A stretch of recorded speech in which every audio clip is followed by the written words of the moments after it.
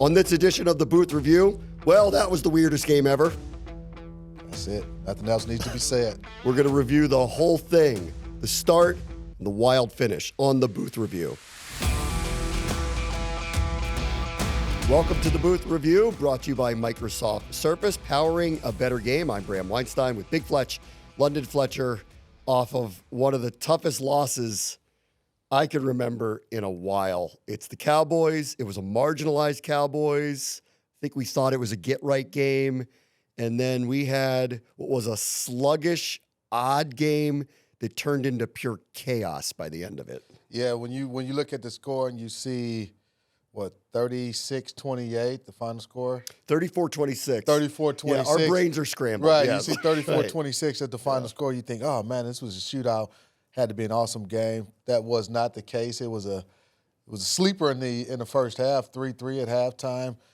Really a disappointing loss given where we were and where we are in our season, where the Dallas Cowboys are in their season. But I will say this, going into the game, you look at the records. We were 7-4 going into that game. Cowboys were 3-7.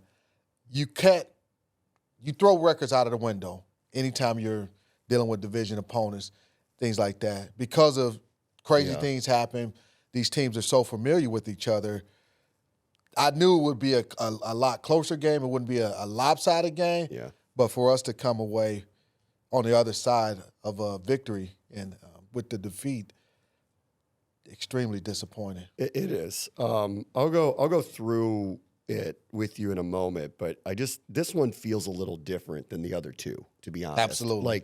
Absolutely. 100%. Like going into the Pittsburgh-Philly week, I think we both knew, and I think the team has kind of acknowledged, like they really could have used the bye. Like they really needed it. They talked about how they hadn't really practiced as a group together in weeks. The schedule just did not line up very well for them. Those are two really good teams that they were facing. And they were very close to winning either one of them, but unfortunately they didn't. They lost by a point to Pittsburgh. And similarly, like this one, the Philadelphia game got chaotic in the middle of the fourth quarter in a game that was actually very close throughout most of it. And unfortunately, they were just kind of 0-2. And I think you and I both were like, they got the mini bye. They look like they look and feel healthier. They're talking about how they practiced. And I think that's what's surprising about this, that I think we were expecting a win differently than maybe the other two. Like, I don't ever expect them to lose, but I knew that was a real task. The Pittsburgh and the Philly game, this one felt like, okay, we're going to get right and everything's going to get back on track. Yeah, you definitely felt that way. Everything was set up for us. You're playing at home, electric crowd.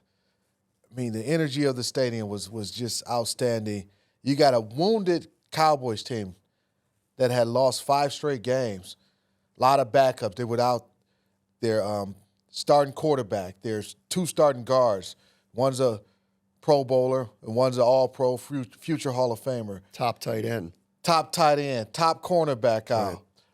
Missing a lot of pieces. Marcus Lawrence hadn't played in weeks. Yeah, so they're missing a lot of pieces. We had the 10 days. We were healthier. You mentioned a bye week and needing a bye and all those things prior to this game. Our offensive line was as healthy as it had been in probably a couple weeks. Jaden, you can tell he looked healthier, looked refreshed. He wasn't running like he, in the 2 games prior, he wasn't running with the same type of gist and electricity like he was early in the season. But in that game, he looked like he had fresh legs, looked healthier. And to come away with the defeat, that was a huge loss. Yeah. So we'll have to see how they respond. One more game before the bye. Another under 500 team coming in here who just won against a division leader. So, take nothing for granted. I think that's certainly, what one of the lessons learned this week. And I think to your point about this rivalry, there's so many examples, both sides, where the team that did not look like was going to win that day did. Like a 1-15 Dallas team beat a Super Bowl Redskins team in the past. A replacement team of Redskin players went to Dallas and beat a team where all their players crossed the picket line. Clint Longley, for the old people on Thanksgiving, the block by Troy Vincent, that game was wild. So there's a million examples of this, but this one, it doesn't change the fact that this one really hurts. Really hurts, and we'll dig into why we came out on the side of defeat, because there was a lot of things that happened, especially in the first half of that ball game, to where that game could have been over at halftime. Correct. You give the Dallas Cowboys, a team that, as I mentioned, coming in wounded on a 5-game losing streak. There was enough things that we could have done to have them pack it in at halftime, but we didn't take advantage of a lot of opportunities, a lot of great field position. And when you look at it and when you peel it back, we got nobody to blame but us. I agree. Like the Dallas coming in not only was on the losing streak, but with all the different players and all the different, replacements that were happening, they had like comedy of errors in the games leading into it. Yes. And actually, if you watched, the Philly game was actually close until halftime, and then it spiraled. And the Houston game got up on them, but they hung around. Yeah. And then it spiraled. It was these kind of laughable turnovers that kind of flipped the game upside down on them. That stuff happened early in this game on them. They go down the field. I want to credit the special teams early. They blocked the field goal, gave Washington great field position. Washington kicks a field goal. Could they have done better there? Sure, but they cashed in on it. They cashed in on it. Dallas gets the ball back, goes down the field again, hits the upright. You caught break number 2, decent field position, and this is where I think you're getting to your point. Washington needed to get a lead, sustain a lead, and I think Dallas would have packed it in and gone home. But that's not the game they ended up in. Yeah, that was. You mentioned the block field goal. Get excellent field goal position. Yeah, you would love to get 7. Didn't get 7. Got 3. So momentum's in our favor. And that was after Dallas started the game off moving the football against us. Then we buckled down in the red area or tightened down a little bit as high red area, or as they got closer to our end zone, we were able to force that block field goal, which was an outstanding scheme by special teams coach Larry Izzo, outstanding execution by Quan Martin and Michael Walker. Seeing some things on tape that the Cowboys showed how we can get some penetration and being able to get that block and setting us up in great field position. Dallas, the missed field goal you mentioned, it was the one that really stood out to me that we didn't take advantage of. Bobby Wagner and Johnny Newton, they forced a fumble. Yep. Excellent field goal. Excellent field position again. This was after Washington had missed after we missed the 51-yarder. After we decided not to go for it on 4th and 2, and we can get into that. Yeah. We can get into that as well. Missed the field goal. We get the fumble. We went 3 plays and out. Yep. That right there, you're able to get points. So let's say we get 3 out of that. We get 7. You're up 6-0, 6-0, or potentially 10-0. For a team that has lost 5 in a row, they're like, you know what, same old story. Let's just get out of D.C. healthy, and move on to the Thanksgiving Day. But when we didn't take advantage of those opportunities, you let a team that's struggling, you let them stick around, stay in the game. Right before the half, we're up 3-0. You give up an explosive play to the Cowboys against double coverage, and this is what happened.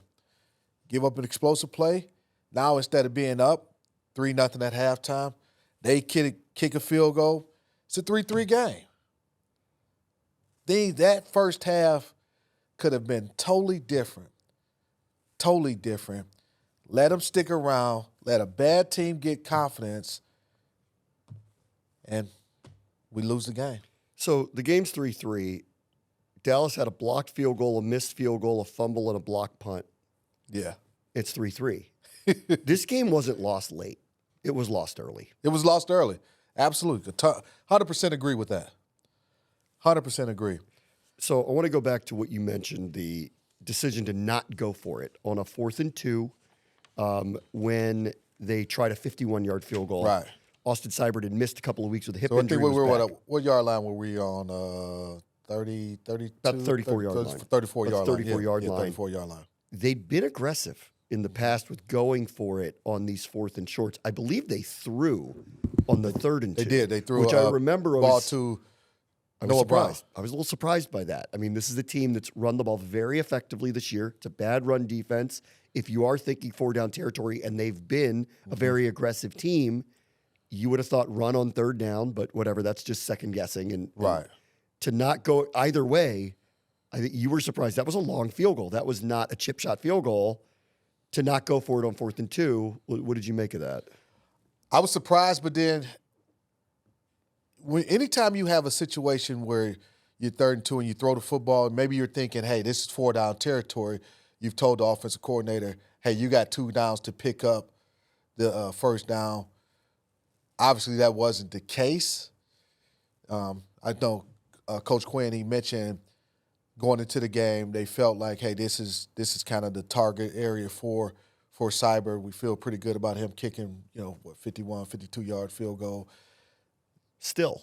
Yeah, again, as aggressive as we had been, I think going into the game, we were 11 for 13 for 4th downs. Yeah, I mean, one of the non-conversions was the famous bad spot on Zach Ertz against Pittsburgh, where that may have been a conversion too. Right. And then we've been stopped once on 4th down, the one in Philadelphia. One in Philadelphia. Yeah, which that's the one where I wanted them to kick, right? And take the lead. Hey, so Dad's probably like, man, I can't win for losing with you guys. But I'll say this. No, you're never going to make us happy, but that's not the point. What part of the B-Rob injury played a part in not running the football in that scenario on 3rd and 2? Dallas's our run offense has not been, up to snuff. It wasn't what we were grown accustomed to from the running backs the last several games. In that game, Jaden was the leading rusher. 7 carries for 74 yards? Somewhere around there, yeah. The running backs, they didn't have a lot of success. B-Rob getting injured, so you don't have him at full strength. Did they feel comfortable enough running the football on that 3rd and 2? You don't get it. That's why you throw it. And then at 4th and 2, are we going to run it again, or do we have a play dialed up that we got to have it, we can convert? I think we need to talk about the offense here just in general at this point. So Dallas, I thought it was a little overrated the way people were talking about their defense coming in as it being really poor. Like, as previously mentioned, like, they have a lot of injuries. Yeah. And if you watch them, they'd actually been very competitive. Extremely. Right? But these turnovers by their offense was spiraling games on them. And all of a sudden, the score looks really bad. Meantime, their defense, Micah Parsons looks like Micah Parsons. Like, the last few weeks, he looks like Micah Parsons. Yeah. This guy Overshone has really started to flash for them. Yes. They've gotten better. This is about our offense, not them, really. And I'll tell you the thing that really stood out to me was, and this is a trend, we started talking about this a few weeks ago, the Giants, who actually don't bring a lot of pressure packages, did against Washington. Pittsburgh, who doesn't bring a lot of pressure packages, did against Washington. Philadelphia, not as much, but we're winning with 4 and Jalen Carter. Dallas, not surprised, but they brought sometimes 6, not just 5, 6 free rushers coming off the opposite edge where Parsons was, where all the help's going to be. Jaden was vacating, and all of a sudden there were corners waiting for him. This is troublesome. Like, what's going on with the offense is, it's clearly this is more than a trend.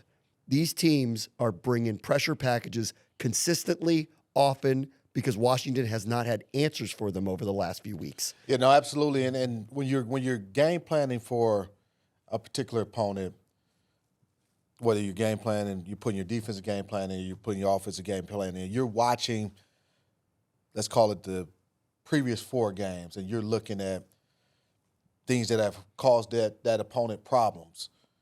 And as you deal with us in our offense, something that has caused us problems, especially lately, has been teams bringing, 5, 6 rushers, the extra rusher, and we haven't been able to have answers to those, to that pressure, whether it be wide receivers not, guys not getting open quick enough, the protection not being exactly what it needs to be, whether it's, the protection going the wrong way, you guys losing their blocks, losing one-on-one matchups. There's been a accumulation of a lot of different things.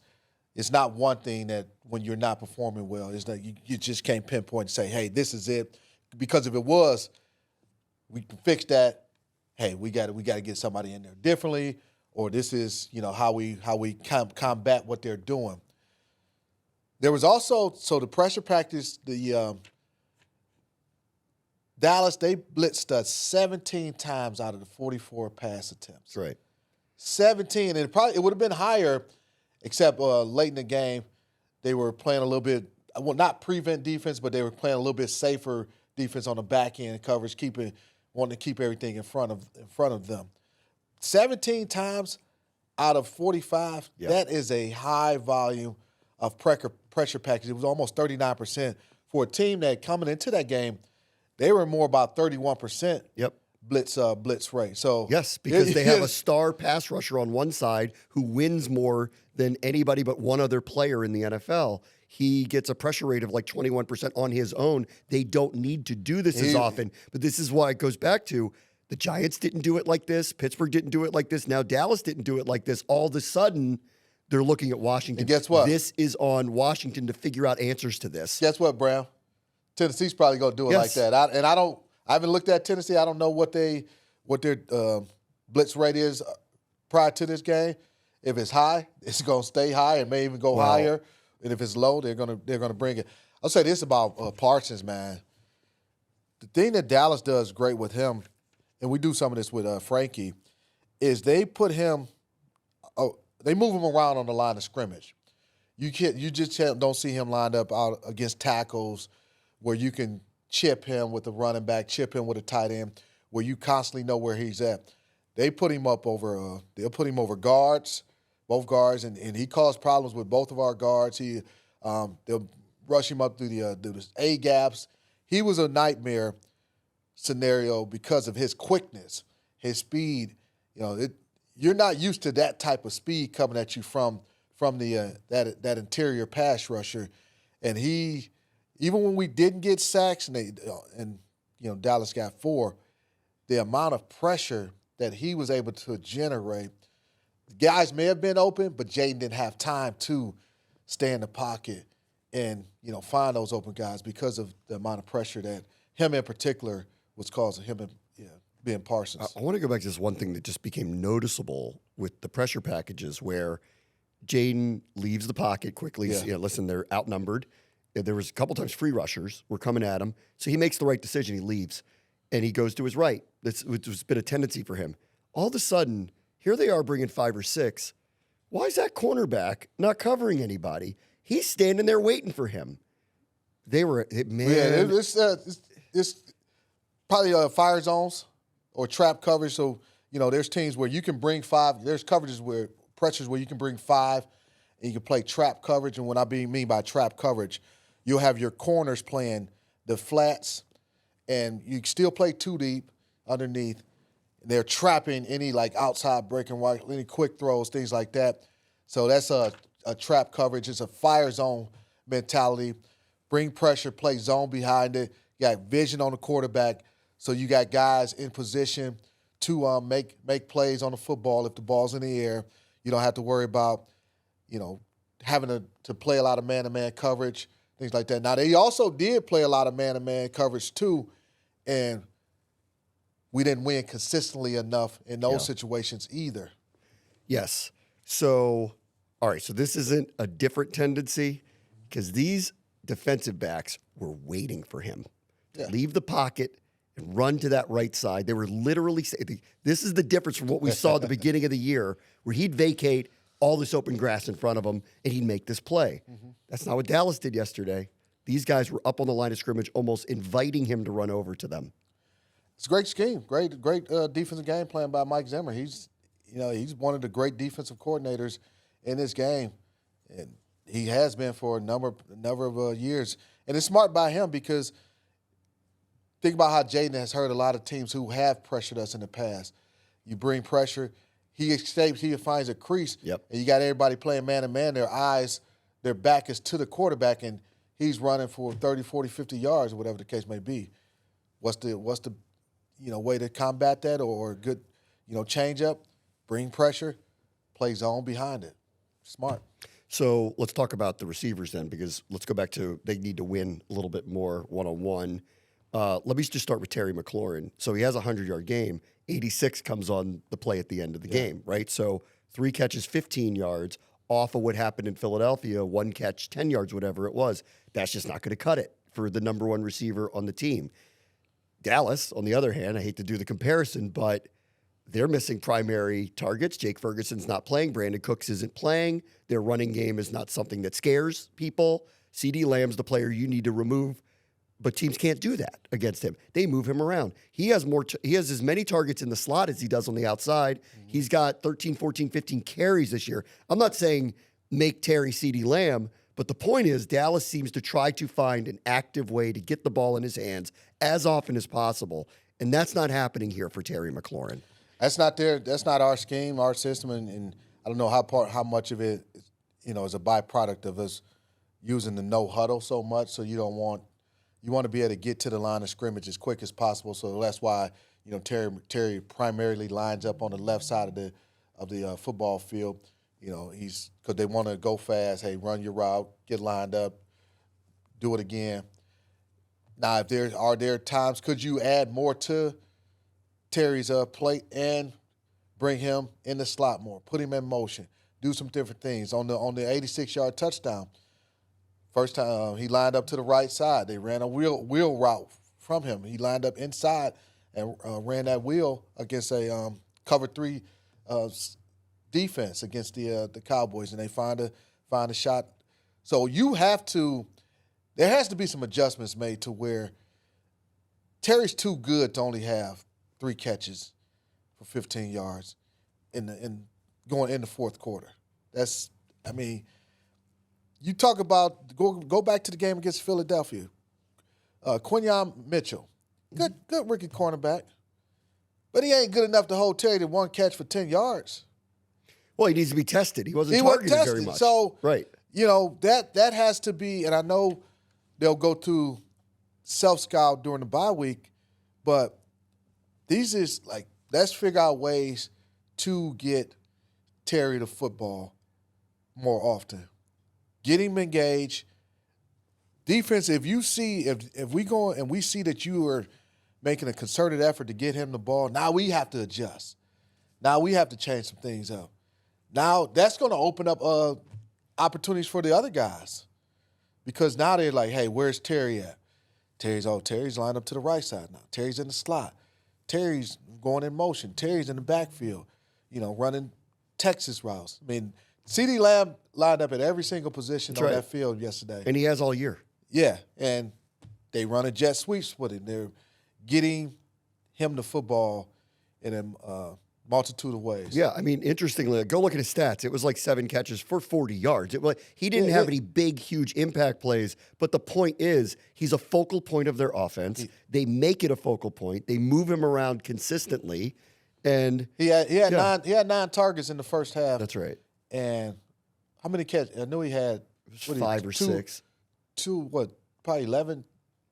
2 touches, 2 reverses in the first half, if memory serves me correctly. He finished with 13 targets in that game. And that actually was a down game for him. That's right. I said on the booth on the broadcast yesterday, I thought he was going to have 18 to 20 targets. Yes. In that game, and they end up getting their run game going, so that probably, they didn't have to throw it to him as much, and so tight end also made a few plays here and there for them. So, yeah, credit to them and their creativity. I know this is our system, but just from my perspective as a defensive guy, when we have to account for a guy being in a bunch of different places. We used to call it, speaking of Dallas, when we played the Cowboys, we would always wonder, where's Witten? We say, where's Waldo, so to speak?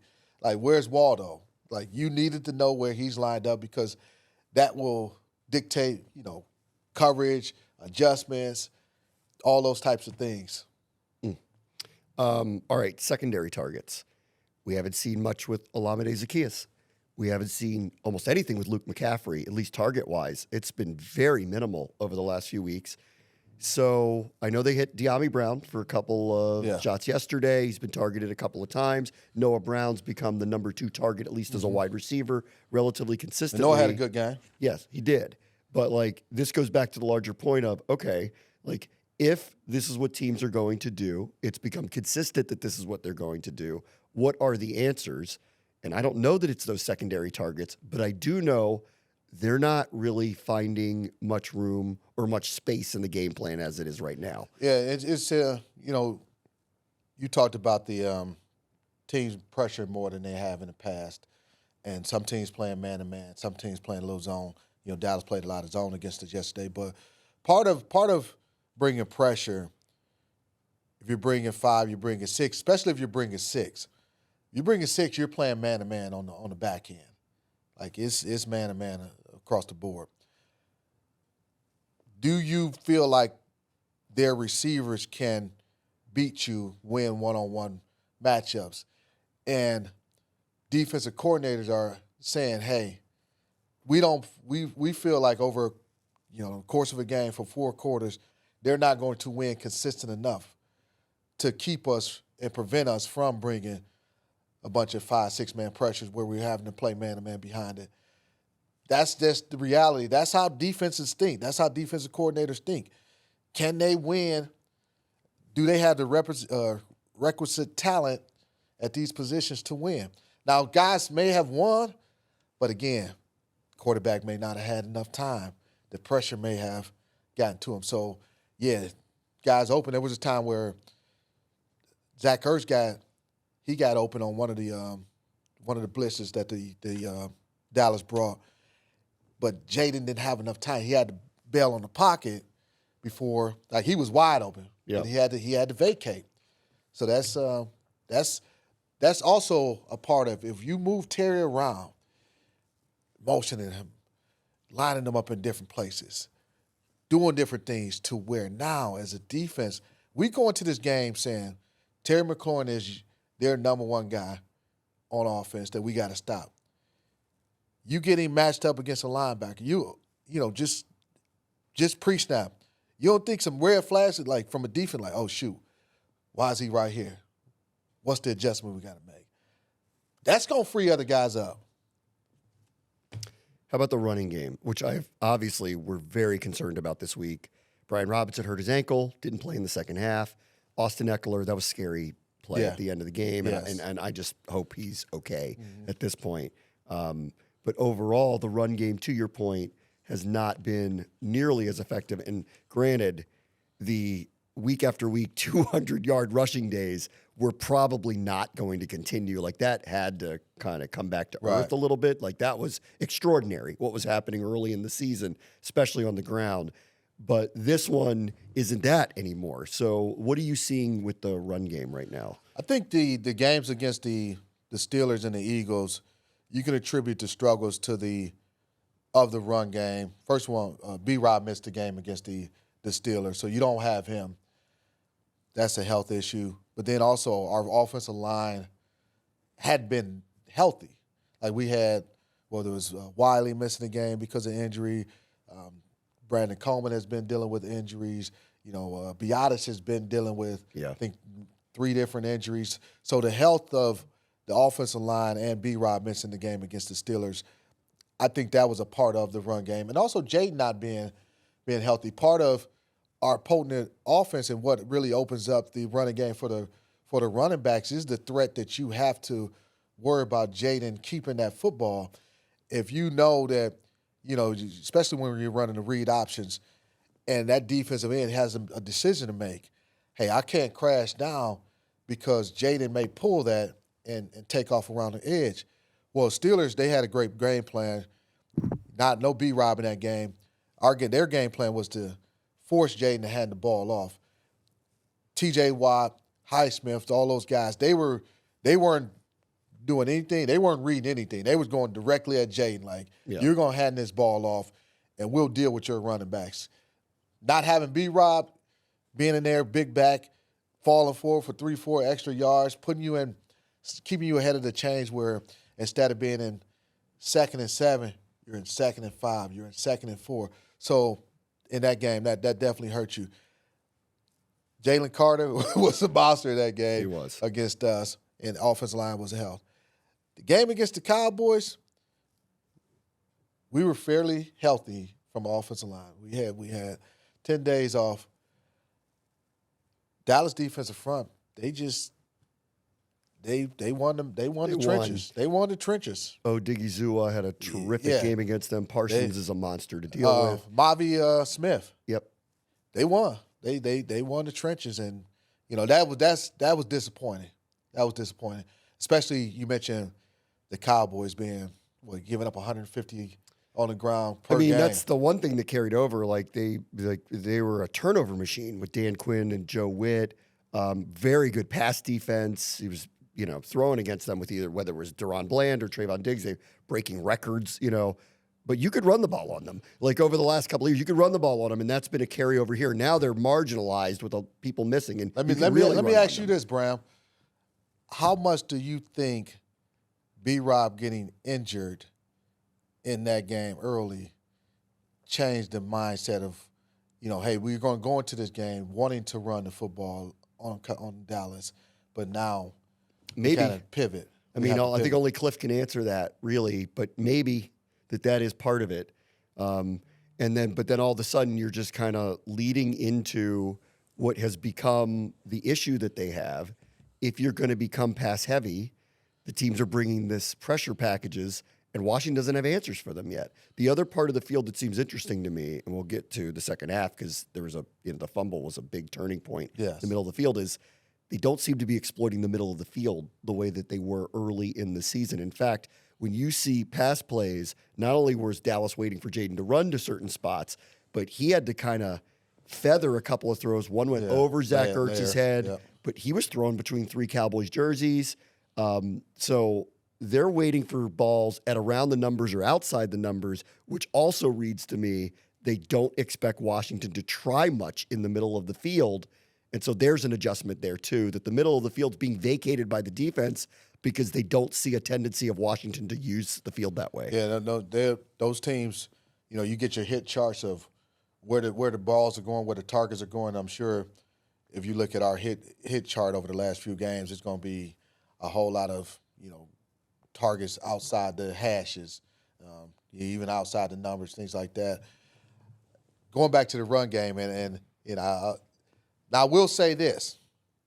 In the second half, the start of the third quarter, they went heavy tight end personnel, 3 tight ends, 13 personnel. Some people call it Trey. And they run the football. Yeah. End up scoring a touchdown. Yep. They ran the ball a little bit more in the second half. Is that something that you got to look at, moving forward? Like, you know what? Hey, we're going to have to get in bigger personnel, get in 3 tight end sets. Yeah. We don't know what the health of our running back's going to be this week with Eckler, B-Rob. Yeah. I can imagine, I don't know, maybe trying to sign Chris Rodriguez back or some other back. Michael Wiley might come up. We'll see. Yeah. So that's remains to be seen. But you can't just ask Jaden in this offense to throw 45 times. It's just not. That's not our recipe. That's not how they're built. Yeah, that's not our recipe for success. At the end of the camp, I think we talked about this a lot. I go, look at the profile of the team and the personnel of the team. They're actually very physical receivers on the outside. They're a run team. Like, realistically, they're a run team. They're a 50-50 run team. And when they have been, they've actually been very successful. Like, earlier in the season when they were, at about a 50-50 clip and they were rushing the ball really effectively, they were getting about 5.8 yards per play, Right. which was among best in the NFL. Last few weeks, they've either gotten away from it or haven't run the ball as effectively, or maybe yesterday maybe got a little too far away from it with the B-Rob injury. They're around 4 yards per play. It is a massive difference in time of possession, in extending drives, in how many times you're going to punt, in how many third and long situations you're in. So there's been a shift here. Yeah, and another thing about the run game, a lot of times it's more about the volume too. And yeah, you want to get 4 yards a clip, but that doesn't always happen.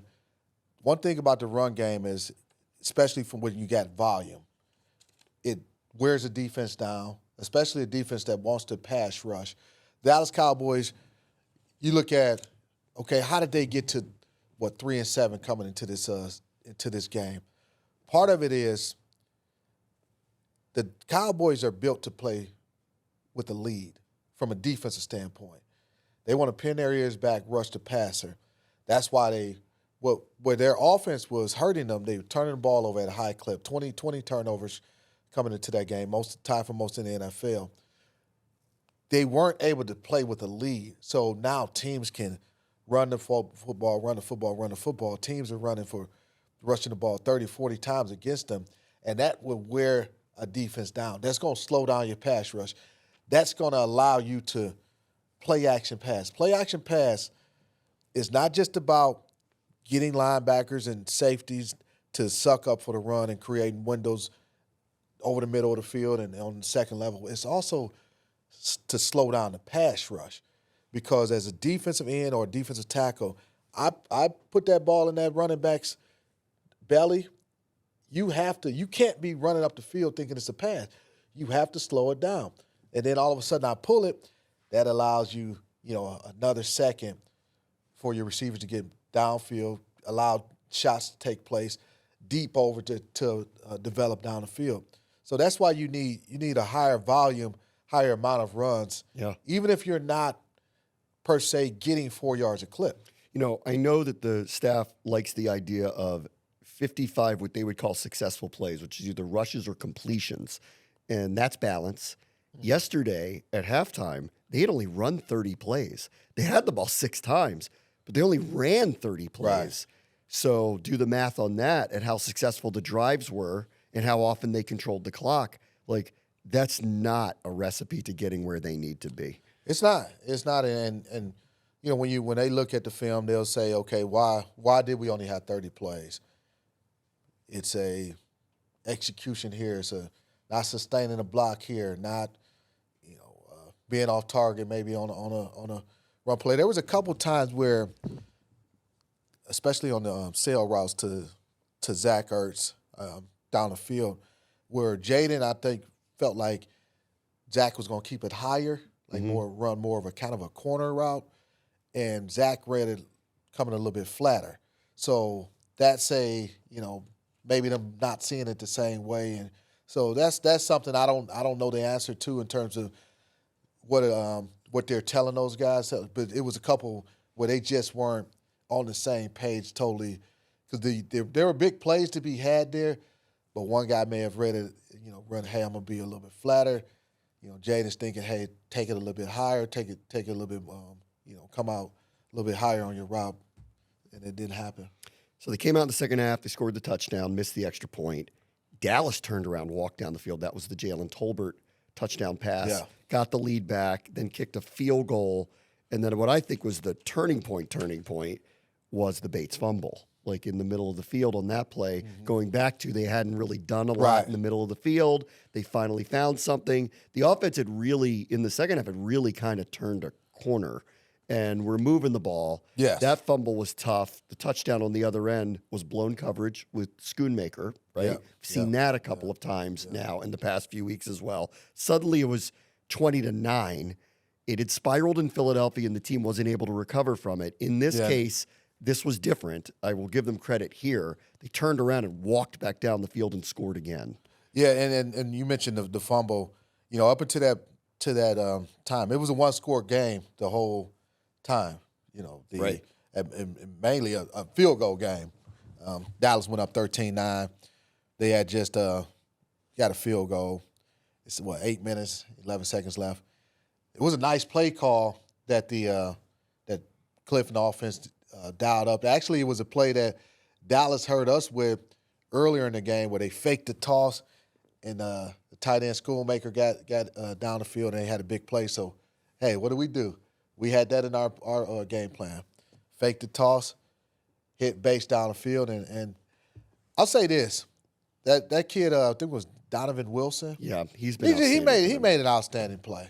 He made an outstanding play, punching that ball out of Bates' hand. Like he had it, covered up. He didn't have two hands on it, but he had it tight, close to his body, and he's running. And I mean, Donovan Wilson, he made a heck of a play, punching that ball out. He and Overshone have been terrific for them. Wilson's been tremendous in these kind of he fills holes. He's a sneaky blitzer. They use him in a lot of really good ways. He made this play. It reminded me when Quan hit the ball out on Dallas Goedert the week before. Had we fallen on that, might have been a different outcome in Philadelphia.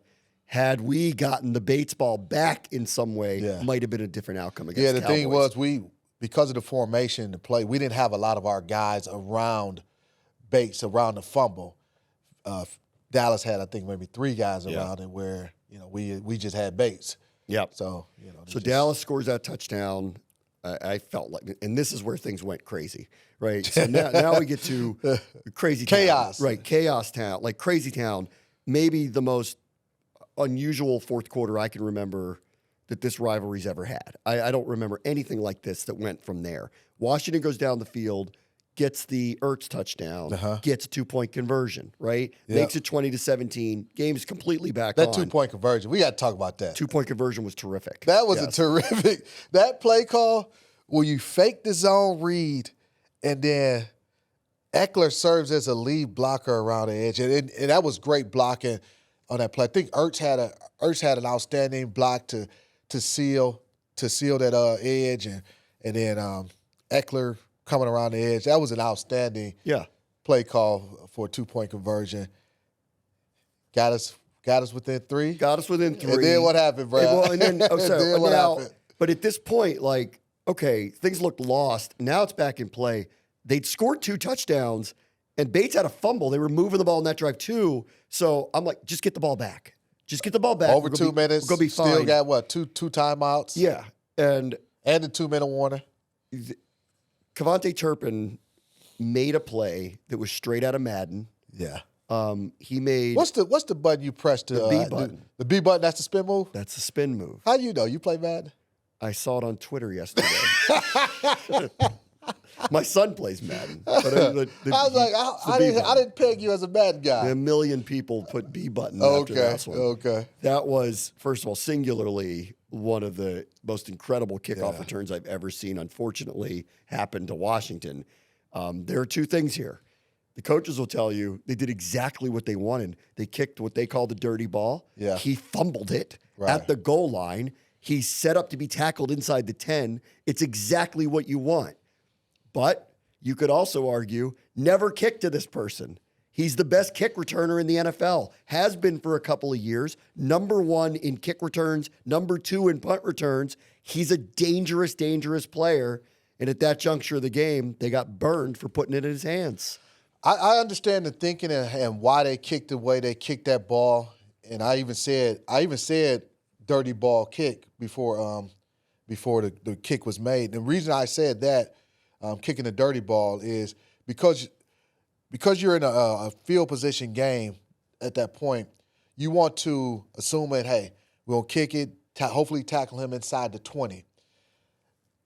We still want to play the field position game because we got 2 timeouts, 2-minute warning, all those types of things. Right. Force Dallas to kick the ball back to us.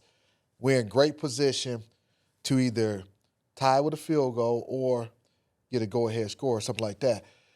I didn't have a problem at all kicking the ball to him. We kicked the ball to him the whole game. We tackled him well. What happens sometimes though with the fumble actually, him fumbling the ball worked in his favor because now guys can get a little bit out of their lanes. And they didn't get out of their lane, so to speak, until he fumbled and he starts and then he makes that spin move. And Jeremy Reeves, he talked about how that was his play to be made, and I mean, that was a tremendous play by the kid. It was. We did a couple guys, didn't necessarily vice the ball carrier like you want to. You want to have, two guys, one on his outside shoulder, another on his other shoulder, and let's squeeze him and make the tackle. There was potential block in the back that wasn't called, but that's you don't want to have the officials be the ones to determine the outcome of the game. So, I mean, he made a heck of a play. Like Jeremy Reeves, I know he's beating himself up, but he's a dog on special teams. Yeah.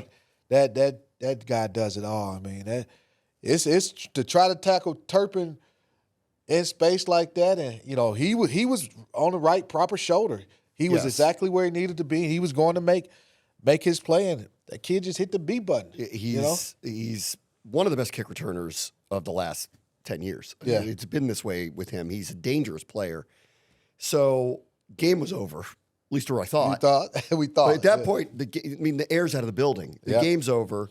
So I want to give them credit. They walked down the field, did the right thing, got points on the board, got a 51-yard field goal. I felt like they should have moved a little closer at the time, but whatever. They got it right.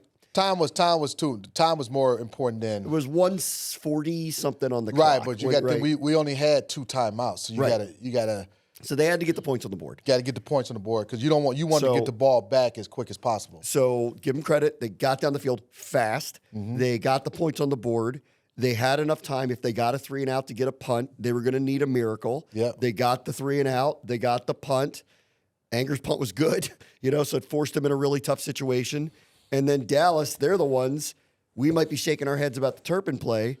Their defensive backs are shaking their heads about where in the world they were because while that was a great ball, like throw and catch, he should have been tackled at the 50. The fact that he got by 4 players and then hit the gas like Turpin, he ran faster than I've ever seen him run. He was gone. And then all of a sudden, we're in the biggest upside-down game I've ever been a part of. So my question is, what's the button you hit when you want more speed in Madden? Is that the X button or is that the nobody here plays Madden, so we don't know. There's a button you Stop outing me. I don't play. I'm out myself too. I don't even know. I should know this. There's a button you hit to accelerate. Yeah. I think it's the X button. Maybe I'm wrong. You guys can chime in. Somebody hit that X button. Terry hit the X button. And there was a point where he just he took off. And as I'm watching it, I'm not saying anything. You're doing a great job calling it too. I'm just like, oh my goodness. What are we watching here? He is about to score. This has been the most unusual season that I think we've been a part of by far. And one of the most incredible ones, to have the honor of calling these games. I know this didn't end up right. Right. But that was the last 5 minutes were simply unbelievable and incredible. Yes. And the plays that were made by these players were stunning. The Turpin one was stunning. The Terry one was stunning. Yeah. The ability of this offense to never quit, to see Jaden make another throw when it has to be made. And he's cool, calm, collected through all of it. That was a perfect play. I know it wasn't intended to do what it did, but it did. But he still had to make the throw to do it. He was unrattled by it. That was shocking. Utterly, completely shocking and amazing. And what I can't believe that we're sitting here talking about is it's a footnote because it didn't end up tying the game. Yeah. Which I cannot believe that after that happened, it becomes just another play. It truly, I think, the hardest so part. much more than that.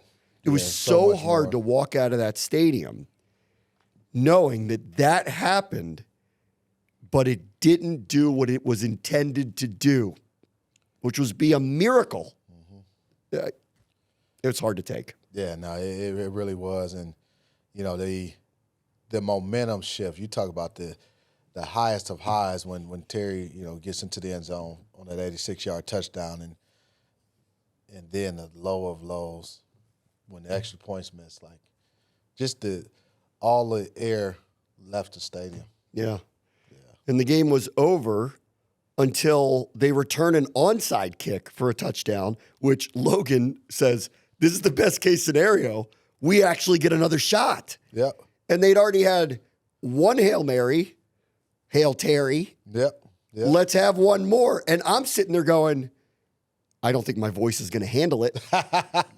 You feel like but you're also thinking like,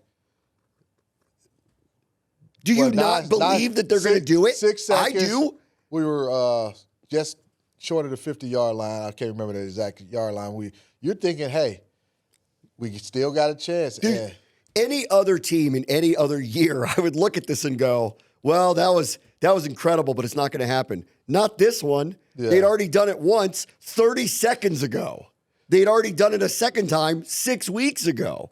Like, I put nothing past them anymore. No, nothing past them. I will say this, though. The Cowboys, their game plan, their plan to stop the Hail Mary was much better than the Chicago Bears. None of their corners were waving at our crowd before the Hail Mary was thrown. Yeah. They had they brought 4 guys. They came late, so Jaden was not really able to get set and throw the football like he needed to. Yeah. So, it was credit to the Cowboys, man. Yeah. Credit to the Cowboys. I think after Philly, and I think rightly so, at the time it didn't feel this way, but afterwards I heard the criticism of it wasn't urgent enough when they were down late and scored and then gave themselves a chance. That wasn't the case against the Cowboys. No. This team came back and back and back and back. And, I know it would have felt like stealing the win, but they were just about to do it. And in the end, as you know, doesn't matter how you win. Yeah. And they almost pulled off what would have been a second miracle this year. And it's so hard to sit here and go, I can't believe that play didn't do what I thought it was going to do for them. Yeah, it didn't. We got to move on. That's right. And we got to move on to the Tennessee Titans.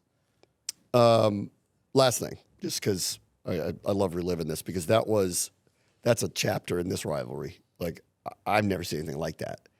And what do you remember about playing in the Dallas rivalry? Do you got one that stands out that was weird like that? I wouldn't say weird like that. The one that stands out, comes to mind first and foremost is the 2012 Game 16 of the regular season winner take all and for the division that was played at our stadium. That game, just because everything is on the line. Sunday Night Football. Alfred Morris rushed for 200 yards. Outstanding football game. Defensively, we put in, speaking of blitzes, we put in these blitzes that Dallas had no answer for. We had Tony Romo under tremendous duress that ball game. I think your boy got 2 sacks in that game. But yeah, that one comes to mind, of that rivalry. You weren't here for the one where there was the block kick by Troy Vincent. That was the year before I got ended up there. with an extra play and Nick Novak kicked a field goal. Because that one, that's the only one I can think of in recent times that was, I think, as weird as this one was at the end. Now, I remember the play because it was all over, Sports Center and Sportscast, whatever the case may be. But I remember that play, and I played with Troy in Buffalo, so he's my friend. So I, obviously, seeing that play and seeing that happen, and Sean Taylor recovering and running, and then the face mask penalty that gave us another 15 yards. So, it's definitely those two stand out. You got to think about the Monday Night Miracle with Santana Moss and the two touchdowns, which the Tana will tell you the offense hadn't done anything in the game that entire game. I don't think they had 100 yards of offense in the fourth quarter when those two plays happened. Yeah. This was similar, where Washington's offense really wasn't doing anything, and then kind of out of the blue in the second half. What's lost in this is it kind of woke up in the second half. It's unfortunate that the result was what it was. Yep. All right, one more before the bye. Tennessee. Gonna need it. Big game. It is a big game. We got to get it done. You can't go, lose 4 in a row. 3 straight at home. That would be 3 straight at home. That's right. Just got whatever you got to do to get this victory. All hands on deck. Everybody, whoever is healthy, got to suit up. Got to get this one. All right, look forward to doing it with you next week. Northwest Stadium, Titans, Commanders, and we'll talk to you on Monday for the booth review.